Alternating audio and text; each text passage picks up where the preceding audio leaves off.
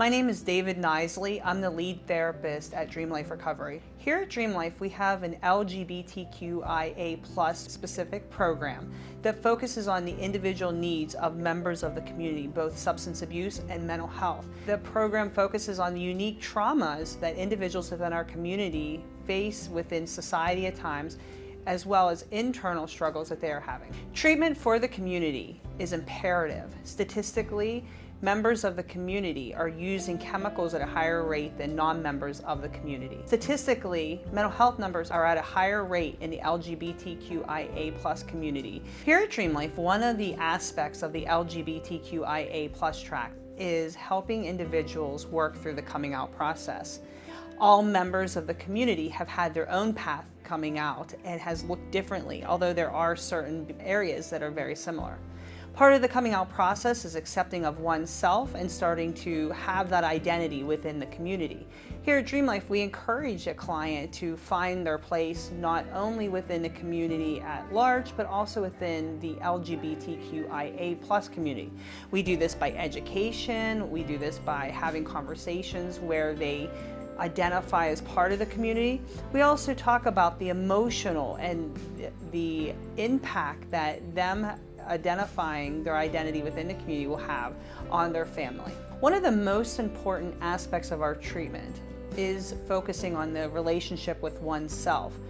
Even if you're not a member of the LGBTQIA+ community, we're still having those conversations about self-esteem and self-love and how do we form that confidence in ourselves. We do that through a variety of methods, either through individual sessions or group therapy, and just really focusing on what are your positive attributes, what are the things you need to continue to work on, how do you build that confidence in yourself and your recovery program.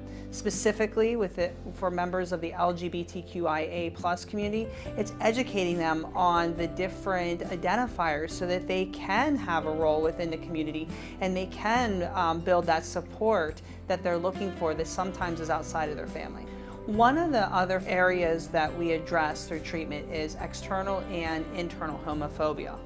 As an individual builds that relationship with self, as they gain confidence in who they are and what their identifier is within the community, they're able to then address any of those fears, worries, and anxieties over living their truth and being a part of the community, which helps us to address that internal homophobia. Also with clients, I talk about the way in which society views members of our community and the importance of representation. I also talk to them that, just because someone views you in a certain way, that does not need to become your reality.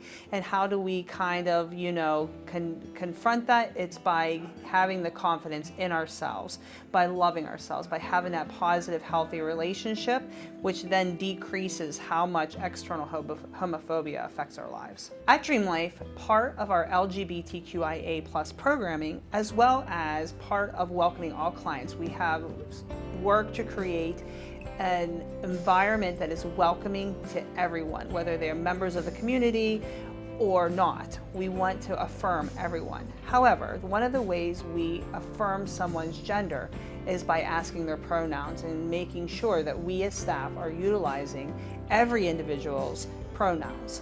This is also gender affirming for our trans individuals. So not only are we utilizing their pronouns, but also we are placing them on the unit with the gender that they identify in order to affirm that gender. We work towards creating a safe, inclusive environment where a person feels as though they can speak open and honestly and address mental health issues, emotional health issues, and substance abuse issues in a meaningful way.